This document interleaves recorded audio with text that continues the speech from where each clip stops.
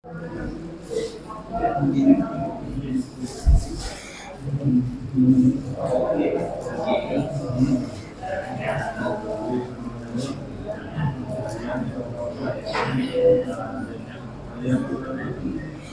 nanggo dipenuhi tinggi.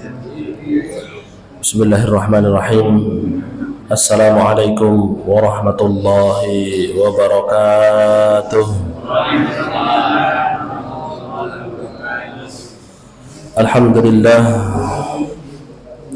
Alhamdulillahi rabbil alamin. Wa bihi nasta'inuhu ala umuri dunya waddin. Asyhadu an la ilaha illallah wa asyhadu anna Muhammadan abduhu wa rasuluhu an-nabiyyul amin. Allahumma salli wa sallim wa barik ala nabiyyina wa habibina wa khalilina wa syafi'ina Muhammadin wa ala alihi wa sahbihi wa man tabi'ahum bi ihsanin ila yaumiddin, amma ba'd. Faya ayuhan nas ittaqullah mastata'tum wasma'u wa ati'u la'allakum turhamun. Alhamdulillah, puji syukur kepada Allah Subhanahu wa taala atas segala nikmat yang telah Allah berikan kepada kita. Nikmat iman, nikmat Islam, termasuk pertemuan kita di malam hari ini dalam rangka tawasau bil haq wa tawasau bis sabr, dalam rangka mewujudkan cinta kita kepada Nabi Agung Muhammad sallallahu alaihi wasallam dengan mengais peninggalan beliau, hadis-hadis yang beliau tinggalkan kepada kita. Tak lain tujuannya supaya kita dihitung dan dianggap oleh beliau sebagai salah satu umatnya yang kelak berhak untuk mendapatkan syafaatnya fi yaumil qiyamah. Amin ya rabbal alamin. Hadirin yang dirahmati Allah, Masya Allah, tidak terasa telung dinongkas Ramadan, nggih Pak nggih. Insya Allah nggih, 2 atau 3 hari lagi, nggih. Ini Bapak Ibu yang dirahmati Allah, kula mboten badhe tarhib Ramadan, kajenge sing tarhib benjing mawon. Benjing Ustaz sinten? Benjing? Satyosi. Kalau Ahad malam Senin? Ustaz Abil. Nah, benjing kajenge Ustaz Yosi atau Ustaz Abil yang tarhib Ramadan. Kula mboten tarhib. Tarhib niku napa, Pak? Tarhib niku napa, Ibu? Nopo apa tarhib? Nggih, tarhib. Tarhib itu dari tarhib. Nggih, jadi tarhib itu aslinya menakut-nakuti. Kalau tarhib itu artinya memotivasi. Tapi tarhib Ramadan itu maksudnya memotivasi dan menakut-nakuti juga. Kok mendeni pripun maksudnya nggih? Mendeni maksudnya kalau sampai Ramadan tidak bisa memanfaatkan napa niku waktu begini begitu kan ngoten ancamannya. Yaitu tarhib Ramadan. Mungkin kula mboten saya tidak menyampaikan tarhib Ramadan, tapi kita lanjutkan saja kajian kita. Mungkin benjing dinten Ahad napa besok Sabtu kajenge Ustaz Yosi napa Ustaz Abil yang menyampaikan. Terus Bapak Ibu dirahmati Allah, ini pengawasan Ramadan insyaallah siose menjelang buka Pak nggih. Jam pinten kinten-kinten. Mungkin kalau dugi jam 5 jenengan dugi setengah 6. Gitu. Mboten nggih? Jam 5 tet dipenuhi nggih. Nggih. Wis boten napa-napa, kula kalih napa niku karo ngelak-ngelak ritek boten napa-napa. Pokoke napa niku panjenengan pun deal jam gangsal nggih jam gangsal. Gitu, nggih takjile angsal, bukane angsal, yo ngaose nggih angsal. Materi ini pun napa tentang Ramadan? Hah? Napa lanjut mawon materi ini? Saya yakin nanti mungkin dari asatid itu enten sing nyampaikan mungkin Ustaz Abil fikih Ramadan, ngoten. Jadi kita lanjut mawon nggih Pak nggih. Nggih. Nggih, nanti silahkan napa niku Pak Ketua nanti silahkan napa niku koordinasi dengan para asatid kinten-kinten napa niku materine nopo. Ampun kok terus dua ustad materine Ramadan kabeh kan yo. Nggih. Wis disampaikan lagi. Mungkin napa niku pendapatnya berbeda akhirnya malah berbenturan. Nggih. Nah itu nanti silahkan dikoordinasikan. Misalkan yang dipasrahi tentang materi Ramadan sinten Ustaz Abil, nah, beliau membahas tentang fikih puasa misalkan dan lain sebagainya. Nanti yang lain napa niku kajenge pados materi piyambak. Lek kula lanjut mawon materi yang kita bahas, kita lanjutkan di bulan Ramadan. Ngoten nggih? Baik, dereng jedul niki Pak Dias. Pak David. Nggih Bapak Ibu yang dirahmati Allah. Kita lanjutkan Pak pembahasan kita. Pembacaan kitab Riyadhus Shalihin min kalami Sayyidil Mursalin. Olahraganya orang-orang saleh, yaitu nggih olahraganya orang saleh itu nggih maos hadis peninggalannya Kanjeng Nabi ngeten niki. Olahraga itu maksudnya olahraga hati. Kita lanjutkan hadis yang ke-44. Ampun siap? Ini kayak Pak David. Dereng muruk Pak David. Hah? Oh, tenas. Berarti ki wancine enten sing donasi laptop iki. Jenengan sing niki kan panjenengan PNS mesti ora duwe laptop apik ngono to Pak. Teng griya wonten laptop kantor napa laptop sing jenengan riyen damel nyambut damel. Riyen kan niku laptop wis ngasilno duit, saiki wancine ngasilno pahala. Nggih napa mboten? Nggih. Nggih, saya yakin ini mboten usah napa niku tunjuk pokoknya aku gendang ngoten. Nggih syukur-syukur bibar isa ngeten iki ngerti-ngerti enten sing konfirmasi ke Pak David laptop gue wis gawe masjid. Alhamdulillah. Berarti panjenengan bersumbangsih untuk napa niku penyampaian ilmu, berarti ada andilnya. Masya Allah. Penak kan nggih Bapak Ibu, ora sah sinau bondo laptop. Nah, jenengan angsal pahala juga. Nggih Bapak Ibu. Terus mboten Pak? Nggih, niki wancine gantos niki berarti laptopnya. Monggo silahkan para muhsinin yang punya laptop mboten kudu anyar mboten jenengan gadah laptop teng griya mboten didamel putrane pun nggih wis tinggi masjid tinggi dakwah mboten apa-apa disalehne mriki insyaallah manfaat barokah. Bisa jadi Bapak Ibu laptop niku sing narik tangane jenengan benjing napa niku di hari kiamat nanti dinteni Quran gur lewat tok ngono. Quran iki lewat tok ya. Salat lewat tok nggih. Sedekah lewat tok. Lah kok ternyata laptop kutuk dugi terus monggo Pak numpak kula. Kan mboten ngertos Pak nggih. Nggih, monggo silakan. Insyaallah mboten naming napa niku di kajian kajian yang juga bermanfaat nggih. Baik. Bapak Ibu pun saya baca aja. Nggih, kula waos nggih. Hadis yang ke-44, hadisnya panjang Pak, ada dua versi. Jadi yang disebutkan oleh beliau Imam An-Nawawi itu ada dua versi. Versi yang pertama diriwayatkan oleh Imam Bukhari dan Imam Muslim, tapi lebih ringkas. Versi yang kedua itu diriwayatkan oleh Imam Muslim saja, tapi lebih panjang. Karena intinya itu sama, tapi yang riwayatnya Imam Muslim niku lebih panjang, maka yang saya baca cuman riwayatnya Imam Muslim. Wa fi riwayatin li Muslimin, dan dalam riwayat Imam Muslim, jadi dari sahabat Anas bin Malik radhiyallahu ta'ala anhu, sahabat mulia yang sejak kecil membersamai Nabi, dados khodimnya Nabi.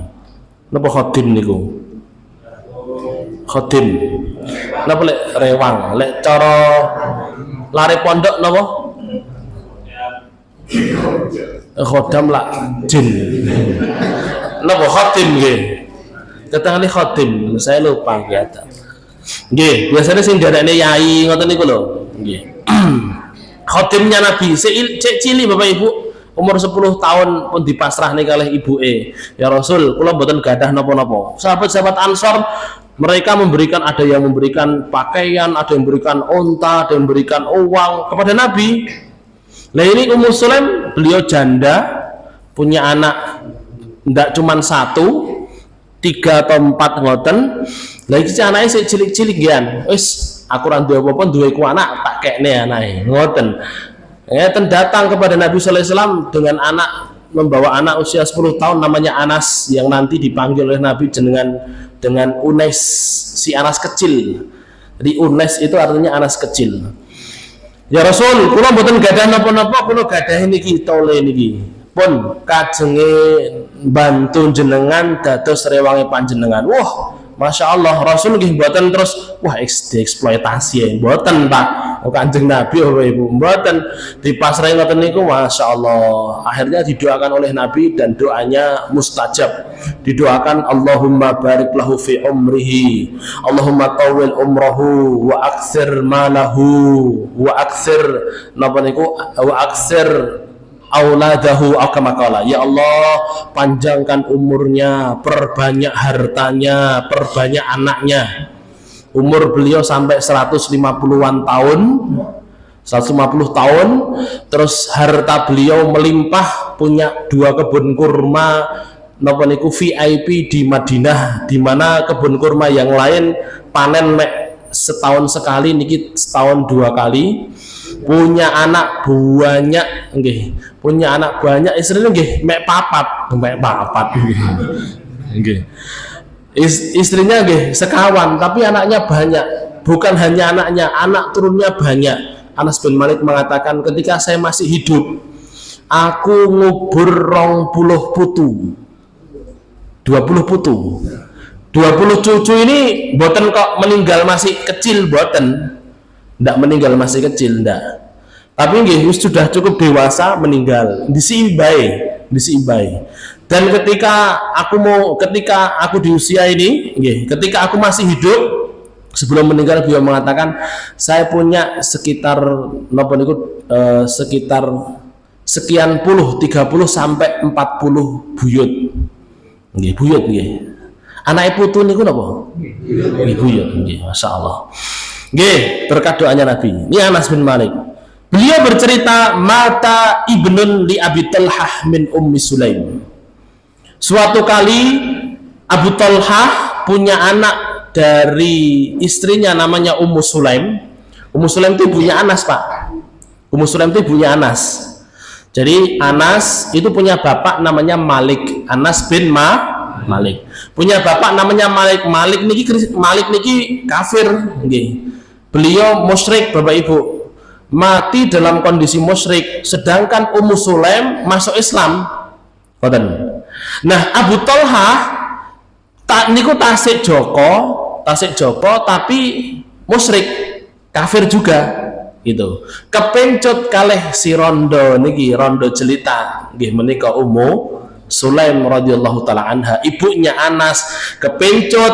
Nah, datanglah Abu Talhah kepada Ummu Sulaim, sedangkan Ummu Sulaim sudah masuk Islam. Dia mengatakan, wahai Ummu Sulaim, tak lamar sampean gelem ndak rabi karo aku. Dilamar rondo, Bapak Ibu, dilamar Joko. Niki berarti napa? Lakinya lebih muda niku namanya apa, Pak? Brondong. Brondong. Nggih. Nggih, dilamar brondong, Bapak Ibu. Kayak Abu Talhah niku nggih sugih. Abu Talhah itu yang punya kebun yang nanti dibeli oleh Anas bin Malik. Jadi di Madinah itu, Pak, ada dua kebun yang mana kebun ini Bapak Ibu panennya dalam setahun 2 sampai 3 kali. Dulunya dimiliki oleh Abu Talhah, terus disedekahkan.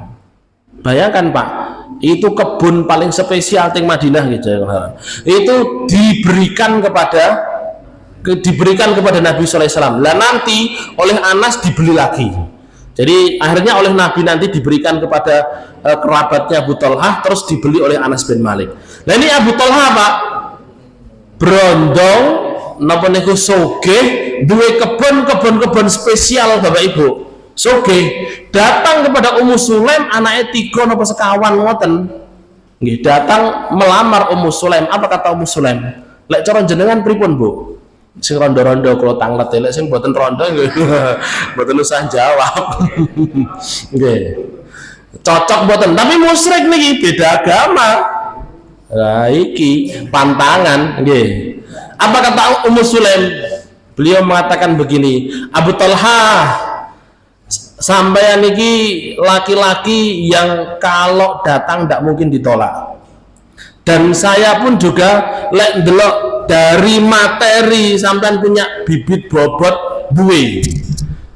Cuman kita beda keyakinan. Kita beda keyakinan. Bukan dia yakin kita yakin ke dia yakin ke orang lain, boten. Okay. Tapi napa niku dia punya keyakinan menyekutukan Allah. Ummu Sulaim beriman kepada Allah. Apa kata Ummu Sulaim? Begini, kalau memang sampean mau menikahi saya, sampean masuk Islam. Masuk Islam, oke siap, ngoten Mbak. Oke siap.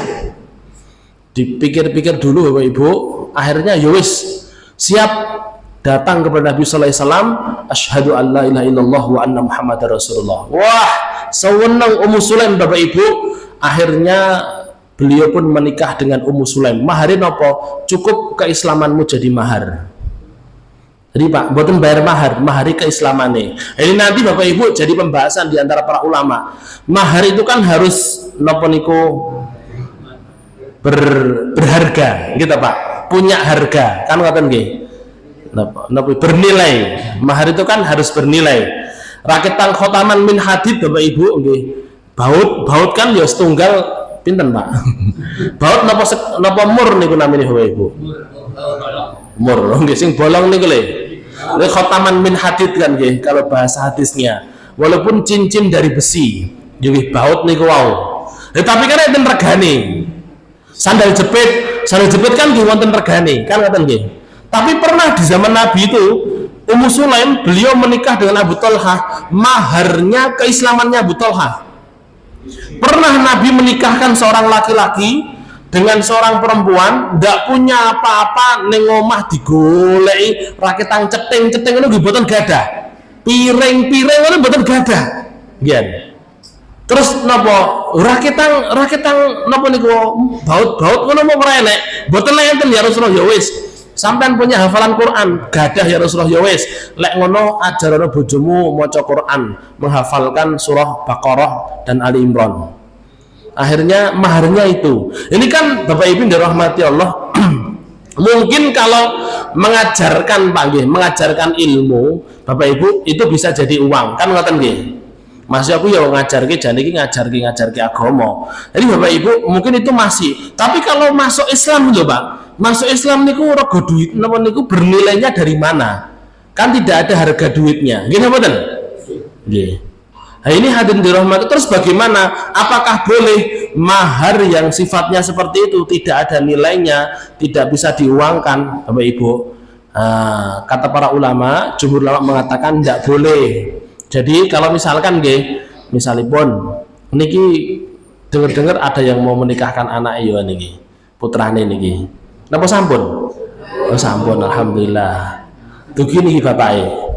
Mboten, mugi-mugi putrane dados napa niku temanten laki-laki dan perempuan jadi pasangan yang sakinah mawaddah warahmah. Segera dikaruniai putra yang soleh dan solehah. Lah iso metu langsung kembar ngoten.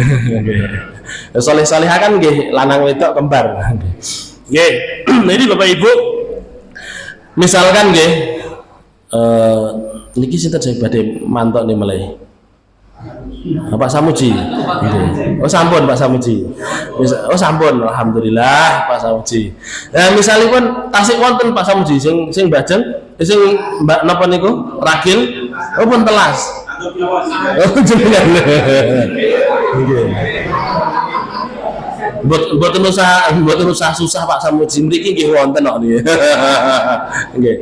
Nggih. Jadi misalipun nggih Pak Samuji misalkan mau menikah ngoten, terus maharin napa Pak Samuji hafal surah Ar-Rahman napa Al-Waqiah misalkan, terus Pak Samuji wis mahare tak wacane surah Al-Waqiah. Kalau cuman bacaan surah Al-Waqiah saja, niku mboten angsal.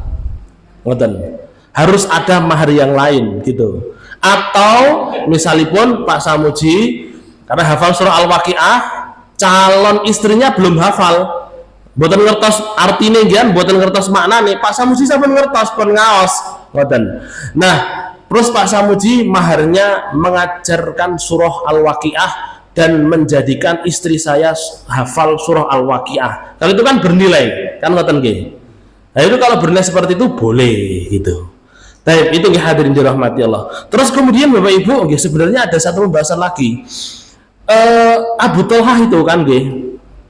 Beliau ketika menikah dengan Ummu Sulaim, Pak, Rasulullah SAW itu dawuh ngeten, khairul mahri hadza atau kama qala, sungguh sebaik-baik mahar yoiki mlebu islami bojomu iki sebaik-baik mahar. Padahal kan mahar harus bernilai kan nih Pak. Sedangkan ngeten Bapak Ibu, kalau di satu sisi Pak nggih, di satu sisi misalkan Pak ada orang ini kan Abu Thalhah mau masuk Islam, mau masuk Islamnya pamrih kan dalam tanda kutip gitu Pak, mergo pengen ngerabi si rondo niki wau rondo Ummu Sulaim, karena pamrih nggih, karena pengen ngerabi rondo Ummu Sulaim tidak direstui, tidak Ummu Sulaim tidak mau kecuali Abu Thalhah masuk Islam. Lah niki Abu Thalhah masuk Islam ini kan dalam tanda kutip pamrih gini betul, kayak pamrih Bapak Ibu, tapi sama Nabi dipuji Pak nggih. Nah, ini hadirin dirahmati Allah, ini menjadi gambaran buat kita Bapak Ibu, bagaimana bersikap terhadap seorang mu'allaf atau orang yang baru napa niku lagi awal-awal hijrah, awal-awal pengen ngaji, ngoten niku Pak. Nabi sallallahu alaihi wasallam beliau tidak melihat ngeten, lagi baru masuk Islam Pak, langsung disenggak kali Nabi mlebu Islam gara-gara rondo. Ngoten Pak. Kita-kita benjing mboten sios Bapak Ibu. Ngene mboten? Nggih to? Langsung disenggak ngoten. Lagi ketok ning masjid tengaren oh kita. Nggih. Sesuk ora teko malih Bapak Ibu. Tumben teko-teko iki nggopo ngono, teko-teko wong tok. Nah ini Bapak Ibu sesuk mboten dugi malih. Makanya namanya mu'allaf. Mu'allaf niku artinya apa Bapak Ibu? Kemarin sudah kita bahas kan nggih. Pas bahas tentang napa niku? Pembagian korban. Napa niku mu'allaf? Mu'allaf. Allahumma alif baina qulubil mu'minin. Niku lho. Napa Pak mu'allaf? Mu'allaf itu dilembutkan. Gitu. Jadi doa kita supaya napa niku kita umat Islam bersatu, Bapak Ibu, umat Islam bersatu, ukhuwah Islamiyah terjaga, itu kan doanya Allahumma alif baina qulubil mu'minin, ya Allah lembutkan hati orang-orang beriman. Gen ora eker-ekeran, biar tidak saling menyudutkan satu dengan yang lain, saling membubarkan pengajian. Gen ora ngoten niku. Iki padha-padha wong Islami Bapak Ibu, nggih. Lah kok kayak gitu, masjid mau bangun masjid ditolak dan lain sebagainya. Itu hadirin dirahmati Allah kan mboten angsal. Niatane padha-padha apike Bapak Ibu. Nah niki doanya Allahumma alif baina qulubil mu'minina. Mu'allafati qulubuhum itu artinya orang-orang yang dilembutkan hatinya oleh Allah. Lagi dilembut nih Pak. Niku nggih tugas kita niku ngelus-elus Bapak Ibu. Dan tidak peduli Pak, dia mau hijrah itu karena apa Pak? Mboten usah dibahas. Misalkan Bapak Ibu nggih, ada orang tidak pernah ngaji teng Nur Rahman, terus begitu momen Ramadan, ya Ramadan Pak, Ramadan kok wonten gula Bapak Ibu, napa gulane Pak? Gulane nggih bukber. Ramadan ada bukber, masya Allah. Sing biasanya mboten ngaos terus ngaos, ngoten niku ampun dipaedo Pak. Yo ngono kuwi sesuk teko meneh. Ora mek Ramadan tok pas buber. Lho ampun Bapak Ibu. Itu tugas kita Pak nggih, tugas panjenengan sing biasanya pun ngelus-ngelus Bapak Ibu. Ini orang baru dilembutkan hatinya oleh Allah, ampun disenggak. Ada kasus sinten nika artis sing botak nika yang baru masuk Islam tuh. Corbuzier, Deddy Corbuzier. Beliau masuk Islam nggih. Di napa niku ditalken oleh Gus Miftah nggih. Ditalken Gus Miftah masuk Islam. terus kemudian melakukan kesalahan nopo ngoten, langsung orang-orang menghujat ngene iki lek gurune ra bener ngene iki begini begitu, sampean harusnya ngene, sampean harusnya begitu. Ini hadirin dirahmati Allah, ampun Pak, ampun dibully. Ini orang masih dilembutkan hatinya oleh Allah Subhanahu wa taala, Bapak Ibu. Masih dilembutkan hatinya oleh Allah. Jangan justru orang Islam itu jadi batu sandungan untuk muslim yang lain. Sampai-sampai napa niku salah seorang mualaf nggih. Beliau ustadz juga, beliau menyampaikan, kira-kira lebih banyak batu sandungan dari mana? Dari keluarga jenengan yang masih Nasrani atau justru dari orang-orang Islam? Dari orang-orang Islam. Itu. Ngoten Bapak Ibu, Masya Allah. Jadi hadirin dirahmati Allah, ini yang perlu untuk kita tanamkan pada diri kita, bahwasanya yang namanya mengikuti sunnah Nabi Sallallahu Alaihi Wasallam itu bukan hanya urusan sholat. Sunnah Nabi niku mboten namung urusan berpakaian, bukan hanya urusan pakai napa niku celana Bapak Ibu, mboten namung urusan penampilan nggih. Tapi termasuk dari sunnah Nabi itu bagaimana cara kita berdakwah, bagaimana cara kita menyikapi perbedaan. Kita mboten Bapak Ibu? Kan ngoten. Itu yang seringkali orang lupa, Pak. Pokoknya sunnah Nabi ini. Terus kemudian dia tidak mau tahu dengan sahabatnya yang lain. Dia merasa sahabatnya salah, wis salah, jenis salah, lagi dal mudil bid'ah, sesat, mlebu neraka. Loh ampun Pak. Bisa jadi ketika seorang mengucapkan sampean masuk neraka, itu kalau orang yang dituding itu Bapak Ibu, dia tidak berhak masuk neraka. Ucapan itu akan kembali kepada dirinya sendiri. Oke, lanjut. Ini tentang siapa Pak Abu Talhah dan siapa Ummu Sulaim. Faqalat li ahliya. Jadi Abu Talhah menikah dengan Ummu Sulaim, punya dua anak nanti Pak. Anak yang pertama Bapak Ibu, anak yang pertama namanya Abdullah. Namanya Abu Umair. Namanya Abu Umair. Jadi nama aslinya Unais. Terus oleh Nabi Sallallahu Alaihi Wasallam dijuluki Abu Umair gitu. Abu Umair. Nah dijuluki Nabi Abu Umair. Ini masih kecil Pak. Punya anak satu, baru punya anak satu, sek cilik. Masih kecil Bapak Ibu dirahmati Allah meninggal dunia. Gitu. Jadi anaknya Abu Talhah dan Ummu Sulaim. Jadi saudara tirinya Anas, nggih. Saudara seibunya Anas bin Malik. Faqalat li ahliha, maka Masya Allah Ummu Sulaim mengatakan kepada keluarganya. Waktu itu Abu Talhah suaminya tindaan. Ummu Sulaim yang ada di rumah dengan keluarganya, anak-anaknya dan ada pembantunya juga. Kok ternyata putranya Abu Talhah meninggal, yang napa niku dilahirkan oleh Ummu Sulaim hasil pernikahan keduanya ini. Lagi pisan terus meninggal Bapak Ibu. Maka Ummu Sulaim mengatakan kepada keluarganya, la tuhadditsu Aba Talhata bibnihi hatta akuna ana uhadditsuhu. Jangan ceritakan kepada Abu Talhah perihal anaknya yang meninggal. Biarkan saya yang cerita langsung. Masya Allah Pak, bisa dibayangkan Bapak Ibu sabarnya Ummu Sulaim Pak. Bukan hanya di sini Pak. Jadi Ummu Sulaim ini hadirin begitu menjaga, begitu beradabnya beliau kepada suami itu. Abu Talhah pergi, beliau kan pedagang Bapak Ibu. Tempakan ngoten, wangsel Bapak Ibu nggih. Mau pulang, belum pulang anaknya meninggal. Seluruh keluarganya, anak-anaknya, pembantunya yang ada di rumah ndak boleh ada yang cerita ke Abu Talhah kalau anaknya meninggal. Sing cerita gen aku dhewe, wis ora usah cerita ning bojoku. Gitu nggih, gitu. Terus kemudian hadirin dirahmati Allah. Faja'a faqarrabat ilaihi. Maka setelah datang Abu Talhah, yang bawahnya Pak David, bawah, kurang mundur nih tinggal ini, okay. Niki yang ruya, nah niku leres faja'a, kira mundur segede.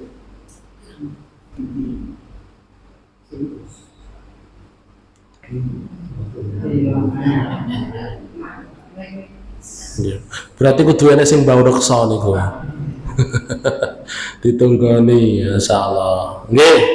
Lanjut ya nggih. Faja'a faqarrabat ilaihi asya'an. Setelah itu datanglah Abu Thalhah pulang dari pasar. Maka apa yang dilakukan Ummu Sulaim, Pak? Ini Ummu Sulaim Bapak Ibu kehilangan putrane loh, Pak. Seorang wanita kehilangan anaknya. Bapak Ibu dirahmati Allah. Beliau tetap menjaga mimik wajahnya supaya tidak membuat Abu Thalhah curiga, suaminya curiga. Beliau tetap sabar. Begitu datang Abu Thalhah hadirin, maka apa yang dilakukan Ummu Sulaim? Beliau pun menyiapkan asya. Asya itu makan malam. Jadi datang sudah larut, datang sudah malam Bapak Ibu. Datang sudah malam. Asya itu, kalau asya itu makan malam yang seharusnya dimakan antara waktu maghrib sampai setelah isya. Makanya ada kemiripan antara asya dan isya.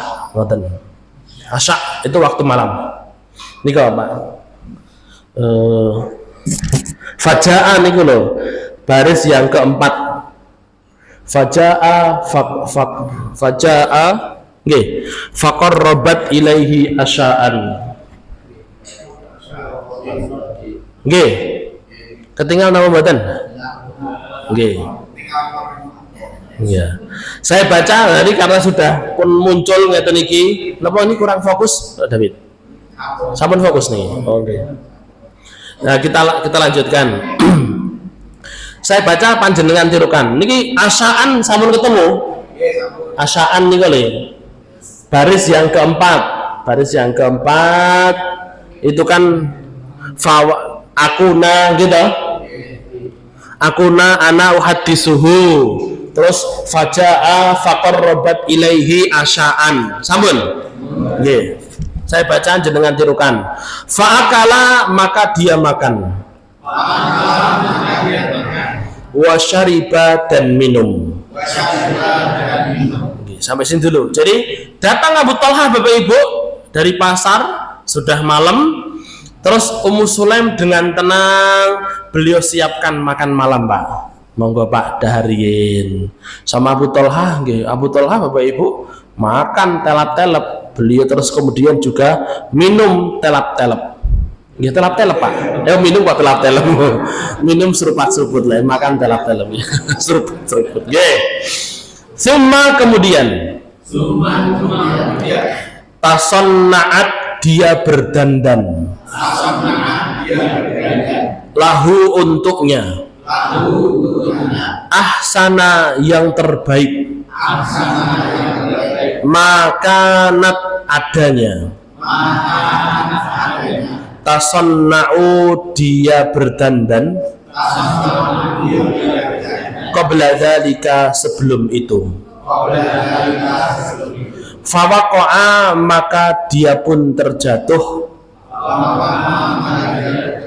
Biha dengannya. Maksudnya terjatuh dengannya niku maaf berhubungan suami istri. Bayangkan Bapak Ibu, anaknya meninggal sih sempat ngoten niku Pak.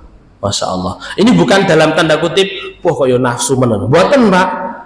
Justru ini adabnya Ummu Sulaim, kuatnya hati beliau teguh nih. Ini cara bapak kalih napa ibu ditinggal wafat luweh sedih pundi Pak? Lah ditinggal wafat anak Bapak Ibu. Lu sedih ibu kan ngoten nggih. Nggih, ya bapak ya sedih, nggih bapak ya sedih, tapi ibu kan nggih lebih sedih lagi. Wong sing napa niku yang mengandung ibu, sing nyusoni nggih ibu, lebih sedih lagi. Tapi Ummu Sulaim beliau bersabar, beliau kalahkan napa niku, kalahkan rasa sedihnya, diganti karena beliau sadar beliau punya kewajiban untuk berbuat baik kepada suaminya. Itu sampai kayak gitu tuh Pak. Eten buatan ibu-ibu sing ngeten iki. Masya Allah. Makanya kan julukan dari Ummu Sulaim itu nggih, ibunya orang-orang sabar gitu. Ibunya orang-orang sabar. Ya, karena beliau begitu sabar, begitu meninggal ngomong sama anak-anaknya, ngomong sama kerabatnya, keluarganya, jembokan dari bojoku, nanti saya sendiri. Terus kemudian pulang, mimik wajahnya tidak menunjukkan kesedihan, kesusahan sama sekali. Terus kemudian setelah itu hadirin dirahmati Allah, dia siapkan makanan untuk suaminya makan telap-telap, diparingi susu seruput, wah marem, terus berdandan dengan dandanan yang paling cantik daripada sebelumnya, ngoten Pak. Sampai akhirnya Abu Talhah pun hadirin napa niku terjatuh di pelukannya Ummu Sulaim, istrinya Bapak Ibu. Sampai kayak gitu itu Pak. Iki hadirin dirahmati Allah, ngempetin dah kaya ngopo Bapak Ibu, sabarin dah kaya ngopo. Gini mboten? Ini mungkin hadirin dirahmati Allah, Muslimnya sendiri ndak menikmati itu, tapi beliau tahu bahwasanya beliau sebagai seorang istri punya kewajiban untuk melayani suaminya sepenuh hati. Masya Allah. Itu loh ibu-ibu, Bu. Oke, jadi dengan suami niku hadir ibu-ibu jaga adab. Mboten usah golek menangi. Oh si bapak-bapak ki, bapak mulya tenan niki. Nggih Bu nggih. Pun mboten usah pados menangi. Lek teng donya niku mboten enten sing menang. Menang-menango kadang hadirin setelah kita puas tadi. Puas itu kan bukan berarti bahagia. Nggih mboten Pak? Kadang ketika kita melampiaskan sesuatu, mungkin marah, mungkin nopo, puas Pak, tapi mari ngoten nyesel. Nyapo aku mau yo bengak-bengok bareng. Nyapo aku mau kok yo dadak ngomong ngono. Nggih mboten Bapak Ibu? Nggih. Jadi memang dorongannya setan itu situ Pak. Kita disuruh nyari puas. Padahal dorongan kalau perintahnya Allah Subhanahu wa taala mboten. Golek niku bahagia Bapak Ibu, cari bahagia. Wis ngempet apa-apa nggih. Masyaallah beliau bersabar seperti itu Bapak Ibu. Terus kemudian lha pun cekapi Pak. Falamma maka tatkala an ra'at dia melihat annahu bahwasanya suaminya qad syabi'a sudah kenyang wa asaba minha dan terjatuh padanya. Jadi wetenge pun isi nggih. Kadang kan maaf Bapak Ibu niki satu nasihat dari Imam Ahmad bin Hanbal. Beliau itu mengatakan kepada putrinya, putri satu-satunya. Imam Ahmad itu punya putra 3. Yang 2 laki, yang 1 cewek. Nah ini sebelum menikahkan, ketika mau melepaskan putrinya, dinikahi kan sudah dijab nih, terus dipasrah nih ngoten, dinasihati oleh Imam Ahmad. Salah satunya hadirin mungkin orang Jawa biasanya saya pernah dengar napa niku tiyang sepuh nuturi ngeten iki. Nduk, wong lanang kuwi asline kebutuhannya mek loro, weteng karo ngisor weteng. Komen kolek wetenge wis mbok kebeki, ngisore wis insyaallah padang jembar atine. Ini yang disampaikan Imam Ahmad tuh kayak gitu, mirip seperti itu juga. Ngoten Bapak Ibu.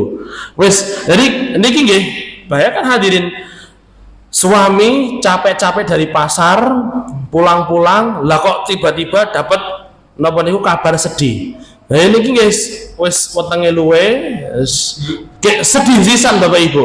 Niki mboten Ummu Sulaim, beliau dalam kondisi seperti itu masih napa niku masih berpikiran piye carane mengurangi kesedihan suami saya. Ngoten Pak, Masya Allah. Golek ngeten niki wangel Bapak Ibu nggih. Insyaallah ibu-ibu niki lek sak niki mboten ngoten niku benjing teng surga ngoten niku. Nggih, insyaallah niki para calon penghuni surga nggih Bu nggih. Amin insyaallah. Ya, ini bidadari surga ning jenengan Pak. Nggih niki Bapak Ibu. Nggih Bapak nggih Bapak. Sing paling ngayu nggih sing teng donya niki Pak. Nggih. Sing sakniki pun kriput-kriput niku Bapak nggih. Niku nggih widodari ning jenengan sing paling ayu benjing teng mriku. Widodari sing teng akhirat mriku yang kata Rasulullah sallallahu alaihi wasallam sumsumnya itu kelihatan. Ini Pak nggih, pakai pakaian itu sumsumnya kelihatan. Apa dibayangnya kados kabel bening ngoten nggih Pak. Nggih, mulai gila mboten Bapak Ibu. Itu saking cantiknya. Yang mana kata Rasulullah widodari teng surga niku, kalau satu rambutnya jatuh di dunia Pak, maka seluruh dunia wangi kabeh Bapak Ibu. itu wanita-wanita yang berasal dari dunia dengan kesolihahannya dia masuk surga menjadi bidadari itu jauh lebih cantik, jauh lebih istimewa daripada widodari-widodari sing teng mriku. Jadi ibu-ibu napa niku mboten usah mboten usah sedih, mboten usah susah. Bojone garwane panjenengan benjing dijatai 70 widodari, alah kalah kabeh, sepret ngono ae. Wis kalah kabeh, jenengan sing paling utama, jenengan panggah ratu nih. Nggih. Niku nggih. Baik, Bapak Ibu penadan nih berarti nggih cekap mawon niki. Nggih. Hah? Penisirin. Kajine penasaran sesuk gen teko. Nggih Bapak Ibu nggih. Nah nanti ada ucapan dari Ummu Sulaim yang Masya Allah. Ya walaupun Bapak Ibu dirahmati Allah, nanti Pak Ummu Sulaim pun ngoten iku lho Bapak Ibu. Abu Thalha panggah duka. Panggah marah Pak. Piye to awakmu ora gelem ngabari aku ket awal, ngoten Pak. Padahal Ummu Sulaim sudah berkorban seperti itu.